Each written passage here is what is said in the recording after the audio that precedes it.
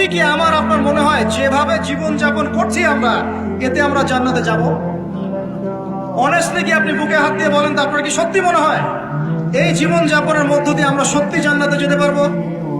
ছেলেপেলে কিশোর গ্যাংয়ে যোগ দিচ্ছে, ছেলেপেলে টিকটক প্রজন্ম হয়ে গেছে, ছেলেপেলে মেয়েদের পিছনে আড্ডাবাজি করে টাঙ্কি মেরে বেড়ায়, ছেলেপেলে মেয়েদের সাথে ওপেন জেনা করছে, মেয়েরাও জেনা করছে। কিছু কিছু বদ মেয়ের স্বভাব এমন, সে চাচ্ছে যেন তার সাথে জেনা করা হোক।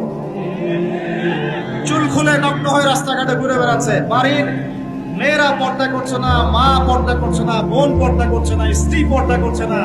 দিব্যি বাসায় সুদের টাকা ঢুকছে, হারামের টাকা ঢুকছে, দুর্নীতির টাকা ঢুকছে, ঘুষের টাকা ঢুকছে। সত্যি মনে হয় যে এইভাবে আমল করে আমরা জান্নাতে যেতে পারবো?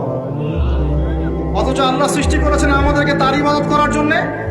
এই দুনিয়ার জীবনের সংক্ষিপ্ত হায়াত দিয়েছেন, মৌতের পর হয় জান্নাত, আমরা জান্নাত, আর কোনো বিকল্প অপশন নেই।